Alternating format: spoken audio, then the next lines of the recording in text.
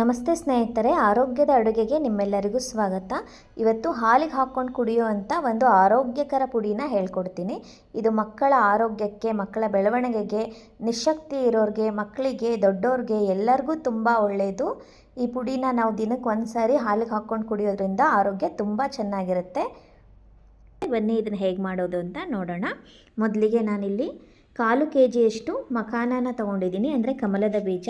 ಇದರಲ್ಲಿ ನಾರಿನಾಂಶ, ಕ್ಯಾಲ್ಶಿಯಂ ಅಧಿಕವಾಗಿರುತ್ತೆ. ನಿಶಕ್ತಿಗೆ, ಮಲಬದ್ಧತೆಗೆ, ಮಾನಸಿಕ ಒತ್ತಡ ಕೂಡ ಕಡಿಮೆ ಮಾಡುತ್ತೆ. ಶುಗರ್ ಪೇಷಂಟಿಗಂತೂ ಇದು ತುಂಬ ಒಳ್ಳೆಯದು. ಇದು ಚೆನ್ನಾಗಿ ಬಿಸಿ ಆಗೋವರೆಗೂ ಸ್ವಲ್ಪ ಹುರ್ಕೋಬೇಕು. ಆನಂತರ 100 ಗ್ರಾಮಿನಷ್ಟು ಬಾದಾಮಿನ ತಗೋತಾ ಇದ್ದೀನಿ. ಇದರಲ್ಲಿ ವಿಟಮಿನ್ ಇ ಹೇರಳವಾಗಿರುತ್ತೆ. ಮಧುಮೇಹಿಗಳಿಗಂತೂ ತುಂಬ ಒಳ್ಳೆಯದು. ವಾತದೋಷ ಕೂಡ ಇದು ಕಡಿಮೆ ಮಾಡುತ್ತೆ. ನೆನಪಿನ ಶಕ್ತಿಗೆ, ಕಣ್ಣಿನ ದೃಷ್ಟಿಗೆ, ಕೂದಲು ಉದುರುವಿಕೆ ಸಮಸ್ಯೆ ಇದ್ದರೆ ಅದನ್ನು ಕೂಡ ಕಡಿಮೆ ಮಾಡುತ್ತೆ. ಚರ್ಮದ ಕಾಂತಿಗೂ ಇದು ತುಂಬ ಒಳ್ಳೆಯದು. ಹೃದಯದ ಆರೋಗ್ಯಕ್ಕೂ ಕೂಡ ಬಾದಾಮಿ ತುಂಬ ಒಳ್ಳೆಯದು. ಇದನ್ನು ಕೂಡ ಚೆನ್ನಾಗಿ ಹುರ್ಕೋಬೇಕು. ಬಿಸಿ ಆಗೋವರೆಗೂ ಹುರ್ಕೋಬೇಕು. ಎಲ್ಲ ಪದಾರ್ಥನೂ ಸಣ್ಣ ಊರಿನಲ್ಲೇ ಹುರ್ಕೋಬೇಕು, ಜಾಸ್ತಿ ಉರಿ ಇಟ್ಕೊಂಡು ಹುರ್ಕೋಬಾರ್ದು. ಇದು ಆಗಿದೆ ನೋಡಿ, ತೆಗಿತಾ ಇದ್ದೀನಿ. ಆನಂತರ 100 ಗ್ರಾಮಷ್ಟು ವಾಲ್ನಟ್ಟನ್ನು ಹಾಕೋತಾ ಇದ್ದೀನಿ. ಇದು ಆಲ್ರೆಡಿ ಕ್ರಿಸ್ಪಿಯಾಗೇ ಇರುತ್ತೆ, ಇದನ್ನೇನು ಜಾಸ್ತಿ ಹುರಿಯೋದು ಬೇಡ. ಇದು ಕೂಡ ಹೃದಯದಲ್ಲಿರೋ ರಕ್ತನಾಳಗಳಲ್ಲಿ ರಕ್ತ ಹೆಪ್ಪುಗಟ್ಟುವಿಕೆಯನ್ನು ಇದು ತಡೆಗಟ್ಟುತ್ತೆ.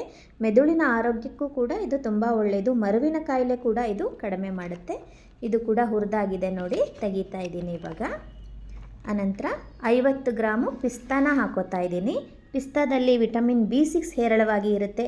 ಕೆಟ್ಟ ಕೊಲೆಸ್ಟ್ರಾಲನ್ನು ದೇಹದಿಂದ ಹೊರಹಾಕುವಲ್ಲಿ ಇದು ತುಂಬ ಸಹಕಾರಿ. ಮೆದುಳಿನ ಆರೋಗ್ಯಕ್ಕೂ ತುಂಬ ಒಳ್ಳೆಯದು. ಹೃದಯದ ಆರೋಗ್ಯಕ್ಕೂ ತುಂಬ ಒಳ್ಳೆಯದು. ಬಿಳಿ ರಕ್ತ ಕಣಗಳನ್ನು ಕೂಡ ಇದು ಜಾಸ್ತಿ ಮಾಡುತ್ತೆ ನಮ್ಮ ಬಾಡಿನಲ್ಲಿ. ಇದನ್ನು ಕೂಡ ಸ್ವಲ್ಪ ಚೆನ್ನಾಗಿ ಹುರಿಬೇಕು, ಸಣ್ಣ ಉರಿನಲ್ಲಿ. ಈ ನೋಡಿ ಹುರಿದಾಗಿದೆ, ಇದನ್ನು ತೆಗಿತಾ ಇದ್ದೀನಿ. ಅನಂತರ 50 ಗ್ರಾಮ್ ಗೋಡಂಬಿನ ಹಾಕೋತಾ ಇದ್ದೀನಿ. ಇದು ಸ್ವಲ್ಪ ಉಷ್ಣ ಪದಾರ್ಥ. ಮೂಳೆಗಳನ್ನು ಗಟ್ಟಿಗೊಳಿಸುವಲ್ಲಿ ಇದು ತುಂಬ ಸಹಾಯಕಾರಿ.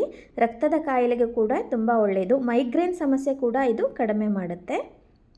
ಕೂದಲು ಬೆಳೆಯೋದಕ್ಕೂ ಕೂಡ ಇದು ಸಹಕಾರಿಯಾಗಿರುತ್ತೆ. ಇದನ್ನು ಕೂಡ ಚೆನ್ನಾಗಿ ಹುರ್ಕೋಬೇಕು, ಸಣ್ಣ ಉರಿನಲ್ಲೇ ಚೆನ್ನಾಗಿ ಹುರ್ಕೋಬೇಕು. ಇದನ್ನು ಹುರಿದಾಗಿದೆ. ಗೋಡಂಬಿ ಕೂಡ ನಾನು ತೆಗಿತಾ ಇದ್ದೀನಿ. ಆನಂತರ 50 ಗ್ರಾಮ್ನಷ್ಟು ಸೋಂಪನ್ನು ಹಾಕೋತಾ ಇದ್ದೀನಿ.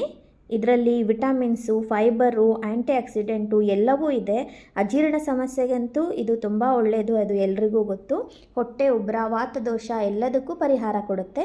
ಕಣ್ಣಿನ ದೃಷ್ಟಿದೋಷಕ್ಕೂ ಒಳ್ಳೆಯದು. ಮೂಳೆಗಳ ಆರೋಗ್ಯಕ್ಕೂ ಕೂಡ ತುಂಬ ಒಳ್ಳೆಯದು.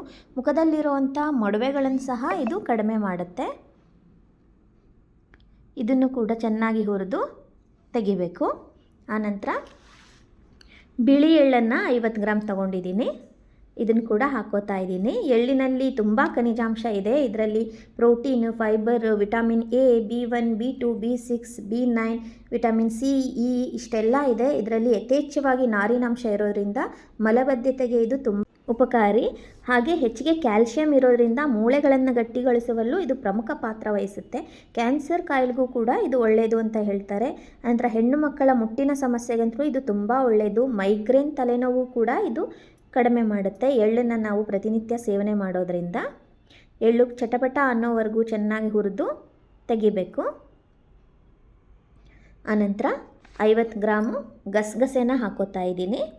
ಇದರಲ್ಲಿ ಕ್ಯಾಲ್ಶಿಯಮ್ಮು, ಫಾಸ್ಫರಸ್ಸು, ಮ್ಯಾಂಗನೀಸು ಇರುತ್ತೆ. ನಿದ್ರಾಹೀನತೆಗೆ ತುಂಬ ಒಳ್ಳೆಯದು. ಈ ಹಾಲನ್ನು ನೀವು ಯಾರಿಗೆ ನಿದ್ರೆ ಬರಲ್ಲ ಚೆನ್ನಾಗಿ, ಅವರು ರಾತ್ರಿ 1 ಲೋಟ ಹಾಲಿಗೆ 2 ಚಮಚ ಪುಡಿ ಹಾಕ್ಕೊಂಡು ಕುಡಿದು ಮಲಗಿದ್ರೆ ಒಳ್ಳೆ ನಿದ್ದೆ ಕೂಡ ಬರುತ್ತೆ.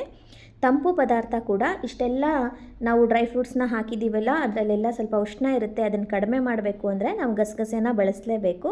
ಗಸಗಸೆ ತಂಪು ಪದಾರ್ಥ ಆಗಿರೋದ್ರಿಂದ ಗಸಗಸೆನ ಹಾಕೋಬೇಕು. ಇದನ್ನು ಚಟಪಟ ಅನ್ನೋ ತನಕ ಹುರಿದು ತೆಗಿಬೇಕು. ಆನಂತರ 25 ಗ್ರಾಮ್ನಷ್ಟು ಮೆಣಸನ್ನು ಹಾಕೋತಾ ಇದ್ದೀನಿ. ಮೆಣಸು ಕಫ, ವಾತ ಇದರಿಂದ ಬರೋ ಅಂಥ ಎಲ್ಲ ರೋಗಗಳನ್ನು ದೂರ ಮಾಡುತ್ತೆ. ಕಣ್ಣಿನ ದೃಷ್ಟಿಗೂ ತುಂಬ ಒಳ್ಳೆಯದು. ಕೂದಲು ಉದುರೋದಕ್ಕೂ ಕೂಡ ಇದು ತುಂಬ ಒಳ್ಳೆಯದು. ಕೆಮ್ಮು, ನೆಗಡಿ ಆದಾಗೆಲ್ಲ ಮೆಣಸನ್ನು ನಾವು ಬಳಸ್ತೀವಿ. ಈ ರೀತಿ ಬಳಸೋದ್ರಿಂದನೂ ದೇಹಕ್ಕೆ ತುಂಬ ಒಳ್ಳೆಯದಾಗುತ್ತೆ. ಮೆಣಸನ್ನು ಕೂಡ ಚೆನ್ನಾಗಿ ಹುರಿಬೇಕು ನೋಡಿ, ಈ ಥರ ಚೆನ್ನಾಗಿ ಬಿಸಿ ಆಗೋ ತನಕ ಹುರಿದು ಮೆಣಸನ್ನು ತಕ್ಕೋಬೇಕು. ಆನಂತರ 1 ಅಥವಾ 2 ಅರಿಶಿನ ಕೊಂಬನ್ನು ಕುಟ್ಟಿ ಹಾಕೋತಾ ಇದ್ದೀನಿ. ಅರಿಶಿನ ಕೂಡ ಸೇರಿಸ್ಕೋಬೋದು, ನಾನಿಲ್ಲಿ ಅರಿಶಿನ ಕೊಂಬನ್ನೇ ಹಾಕೋತಾ ಇದ್ದೀನಿ. ಇದನ್ನು ಕೂಡ ಚೆನ್ನಾಗಿ ಹುರಿಬೇಕು. ಇದು ಶ್ವಾಸಕೋಶದ ಸೋಂಕುಗಳನ್ನು ತಡೆಗಟ್ಟುತ್ತೆ, ಚರ್ಮ ರೋಗಗಳು ಬರದೇ ಇರೋ ಥರ ತಡೆಗಟ್ಟುತ್ತೆ. ಅರಿಶಿಣದ ಉಪಯೋಗ ತುಂಬ ಇದೆ. ಭಾರತೀಯ ಹೆಣ್ಣುಮಕ್ಕಳು ಅರಿಶಿನ ಇಲ್ಲದೆ ಯಾವ ಅಡುಗೆನೂ ಮಾಡೋದೇ ಇಲ್ಲ. ಅರಿಶಿನ ನಾವು ಎಲ್ಲದರಲ್ಲೂ ಬಳಸ್ತಾನೆ ಇರ್ತೀವಿ.